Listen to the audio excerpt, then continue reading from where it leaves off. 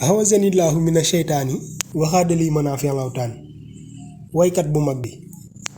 waykat bu mag bee jara way ndax moom ku tedd ki rekk lay way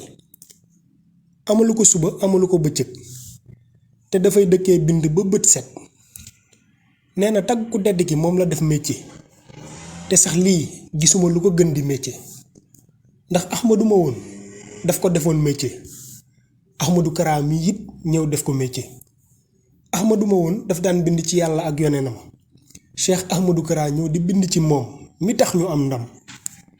dafay ku bari njariñ waral mu dëkkee bind ci moom ba tax ku bàyyi xel mbindam di nga jariñ ci moom waa Sénégal Cheikh Ahmadou Kara bind na lu dul jeex ci Serigne Touba nañu ko saytu daañ ci xamee kanay borom Touba te sax bind na taalif bu tudd Bambaay kan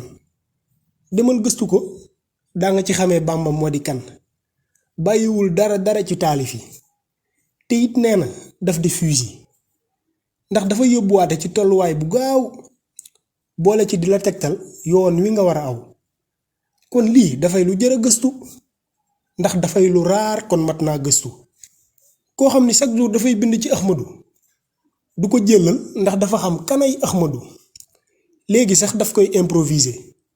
ndax ñépp xam nañ ni dafa jam li mu doon viser ay ati at ngay bind ci kenn rekk mu di maam daam waral tey ñépp xam nañ ni am nga ndam bu ma amoon lu may baaxe moo di ñu bàyyi xel li muy bind moom laa di baaxe ndax ku ci farlu mën cee baaxe